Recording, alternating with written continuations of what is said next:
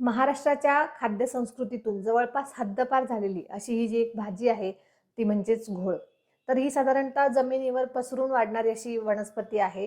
त्यातही दोन प्रकारच्या घोळ मिळतात. एक मोठी घोळ असते जिची पानं थोडीशी आकाराने मोठी असतात आणि दुसरी असते लहान घोळ, जिला भुईघोळ असे सुद्धा म्हटलं जातं.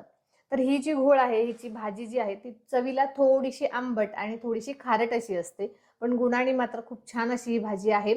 विशेषतः ज्या लोकांना पाईल्सचा त्रास आहे, मूळव्याधीचा त्रास आहे, अशा लोकांनी आवर्जून त्यांच्या आहारामध्ये घोळीची भाजी घेतली पाहिजे. हे घोळीची भाजी आहे, हिचं संस्कृतमध्ये खूप छान नाव आहे. हिला लोनिका असं म्हटलं जातं. हे नाव का पडलं त्याचा मात्र काही इतिहास नाही किंवा तशा संदर्भात काही गुण आपल्याला आढळत नाही. बाकी ज्या लोकांना शरीरावरती सूज येते अशाही लोकांनी आवर्जून घोळीची भाजी खाल्ली पाहिजे, कारण तिचा शोथहर असाही एक गुण सांगितलेला आहे. त्याचबरोबर ज्या लोकांना लघवीला काही त्रास होतो किंवा थांबून थांबून लघवी होते, तर मूत्रकृच्छ ह्या व्याधीवर सुद्धा घोळीच्या भाजीचा उत्तम उपयोग होताना दिसतो.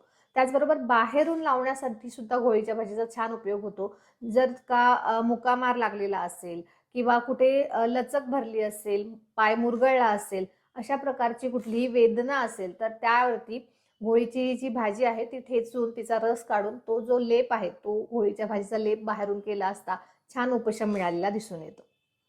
व्हिडिओतली ही माहिती जर तुम्हाला आवडली असेल, मनोरंजक वाटली असेल, तर व्हिडिओला नक्की लाईक करा, शेअर करा आणि चॅनलला सबस्क्राईब करा. आणि अजून अशी कुठली भाजी आहे जिच्याबद्दल तुम्हाला माहिती जाणून घ्यायची असेल तर कमेंट करून नक्की सांगा. धन्यवाद.